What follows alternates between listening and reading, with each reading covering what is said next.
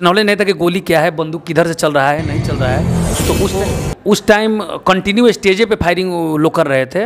आपका अपना भी होगा, अगर उसको लग गया होता तो आप क्या करते? बिल्कुल भैया। और तरह का हरकत हो तो सबसे पहले आप प्रोग्राम बंद करके उनसे कंसल्ट कीजिए कि अगर इस टाइप का घटना हो रहा है।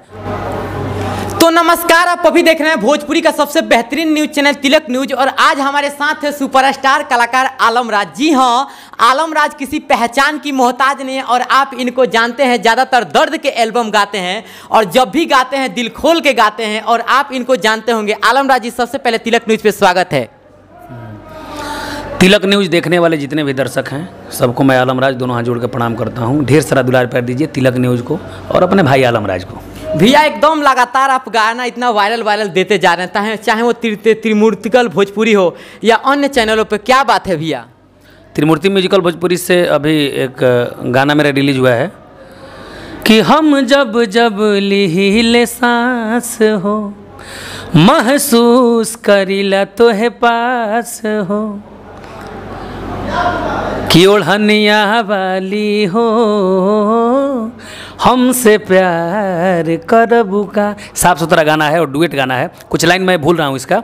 तो त्रिमूर्ति म्यूजिकल भोजपुरी से रिलीज हुआ है और एक लीची वाला गाना अभी हाल फिलहाल में रिलीज हुआ है। कल एक त्रिमूर्ति म्यूजिकल भोजपुरी से रिलीज होगा मेरा तकलीफ। अच्छा, सैड सॉन्ग है। अच्छा भैया, काहे इतना ज़्यादा आप कहीं ना कहीं गाना गाते हैं बेवफाई का? क्या आपको गम वम किसी से धोखा वोखा मिला था? नहीं, मेरे को गम का धोखा नहीं मिला। जैसे मैं बहुत सारा गाना गाया तो सैड सॉन्ग लोग ज़्यादा प्यार करने लगे। बिल्कुल, आपको हमको जहाँ तक अंदाजा है कि आपका सैड सॉन्ग दर्द दिल से ही आपको पहचान मिला था भैया। दर्द आलम कैसेट का नाम था।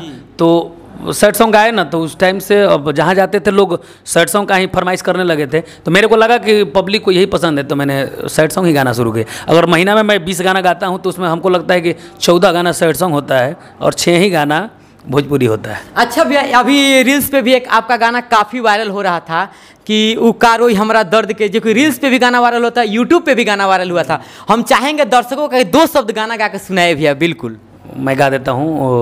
वो गाना एंगल म्यूजिक कंपनी से था जी। मासूम चेहरा देख के हम मर गईनी ओह बेदर्द पा, मासूम चेहरा देख के हम मर गईनी ओह बेदर्द पा, उका रोई हमरा दर्द पा जे फिदा बवे हर मर्द पा, उका रोई हमरा दर्द पा जे फिदा बवे हर मर्द पा।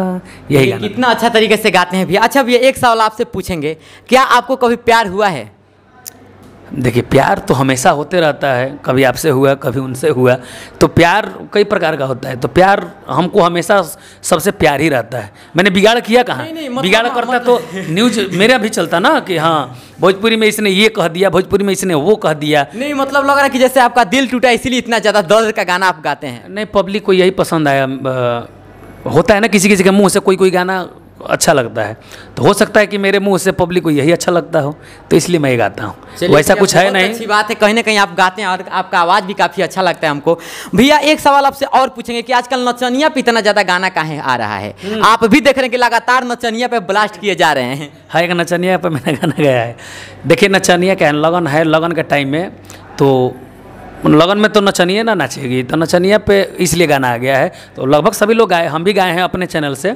आलम राज ऑफिशियल मेरा एक खुद का चैनल है, उस पर मैंने गाया है। औरत कह रही है अपने सखी से कि गईले कही के कलकत्ता तले दोसरे लागल पाता, कि गईले कही के कलकत्ता तले दोसरे लागल पाता, कि पाटना में ले के मकनिया, पाटना में ले के मकनिया, पातरे गो रखल है नचनिया।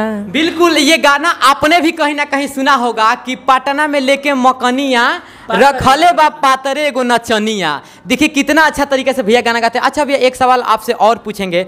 कभी फिलहाल में ही, मतलब अभी ज़्यादा दिन तो नहीं हुआ, फिलहाल में ही एक घटना हुआ है, जैसे भोजपुरी के काफ़ी बेहतरीन गायिका थी, स्टेज स्टार गायिका, जिनका नाम था निशा उपाध्याय। उनको हॉर्स फायरिंग के द्वारा गोली लग गया है, और ऐसा नहीं कि निशा उपाध्याय को ही गोली लग गया है, इससे पहले कहीं ना कहीं गोलू राजा और तमाम कलाकारों के साथ ऐसा घटना हो गया है।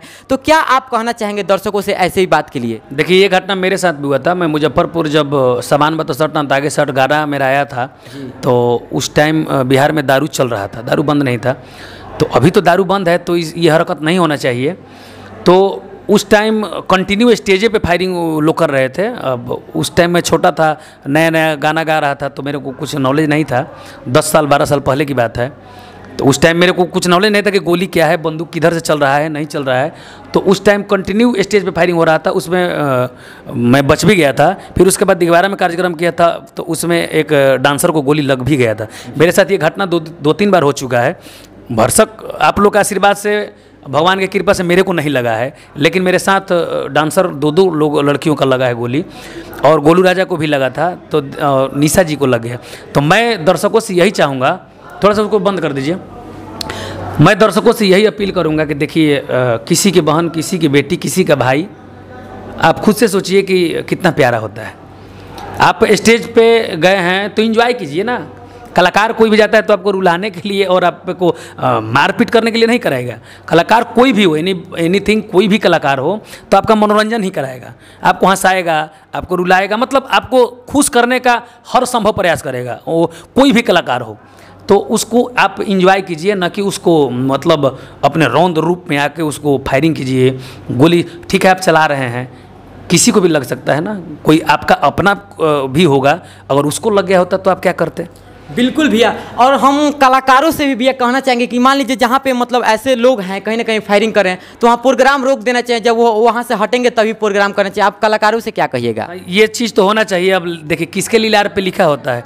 अब हम ही लोग प्रोग्राम बुक करते हैं, तो ये थोड़े मालूम है कि हम प्रोग्राम बुक करेंगे वहाँ जाएंगे तो वहाँ लफड़ा हो जाएगा, जी आप प्रोग्राम बुक करेंगे वहाँ जाएंगे तो वहाँ गोली चल जाएगी। ऐसा हम लोग सोचते पहले से थोड़े ना है, लेकिन ऐसा हो जाता है। लेकिन कलाकारों को भी चाहिए कि जो आपको बुक किया है, अगर इस तरह का हरकत हो तो सबसे पहले आप प्रोग्राम बंद करके उनसे कंसल्ट कीजिए कि अगर इस टाइप का घटना हो रहा है तो हम लोग गाना बजाना नहीं करेंगे। तो इस टाइप से देखिए, अगर एक एक चीज़ों को उठाया नहीं जाएगा तो कल होके आपको लगी, किसी और को लगेगी, किसी और को लगी, तो एक दूसरे का मतलब कोई जानबूझ के नहीं मारा है, जानबूझ के मारना होता तो नहीं मारा, लेकिन उस चलाने में लगी है। तो आप फायरिंग कर रहे हैं, लग रहे, तो हो सकता है कि उस फायरिंग आपके खुशी के चलते, कुछ खुशियाँ, कुछ चंद खुशियों के चलते और सारा माहौल गम में बदल जाए। तो प्लीज़ ऐसा ना करें। बिल्कुल भैया। अच्छा भैया, हम चाहेंगे कि इंटरव्यू के आखिरी समय में वो आपका पहला गाना, जो कि गाना काफ़ी वायरल हुआ था, दर्द का एल्बम था कि जाए जान भुला जाए, ऐसे ही टाइप का था, हम चाहेंगे वो गाना भैया दर्शकों का 2 शब्द होना चाहिए। अभी आज भी देखिएगा ना, मेरे चैनल पर रिलीज है, एंगल म्यूजिक पे का वो गाना था, वो कंटिन्यू 1000, 2000, 5000 घंटा इसे चलते रहता आज भी, जबकि 2014 का वो गाना है। बिल्कुल। वो गाना ऐसे था कि प्यार के नाम के मिटा जइहा, कि प्यार के नाम के मिटा जइहा, जाए जाने जा जा तू भुला जइहा, जाए जाने जा जा तू भुला जइहा। एक काफ़ी गाना हिट हुआ था, दर्द आलम एल्बम का ये गाना था। इसमें एक और गाना काफ़ी हिट हुआ था उस टाइम, सोनू निगम जी का गाना धुन पे मैंने गाया था वो, कि महल बनवनी रेत के, महल बनवनी रेत के, क्षण में बिखर गइल, यारी में मिलल धोखा, दुनिया उजड़ गइल। ये गाना मेरे को बहुत अच्छा लगता है। वैसे तो उसमें 11 गाना था, 11 का 11 अपने जगह पे काफ़ी हिट था, लेकिन कुछ गाने हैं जो पब्लिक को ज़्यादा पसंद आते हैं। तो जाए जान जा तू भुला जी, ये काफ़ी हिट है। अभी उसका ऑडियो आप देखिएगा, अभी तो लोग अपने अपने गानों पे प्रमोशन लगा रहे हैं। बिल्कुल, मिलियन पहुंचाने के लिए प्रमोशन लगा रहे हैं। ठीक है, मेरा 1000, 5000, 2000, 50,000, 1 लाख, 2 लाख जो भी व्यू है, 1 मिलियन, वो मेरा जो भी व्यू है वो खुद का व्यू है, ना कि उसमें चारना लगाया गया है। मेरा ऑडियो जो है वो कम से कम 3 करोड़ प्लस है ऑडियो।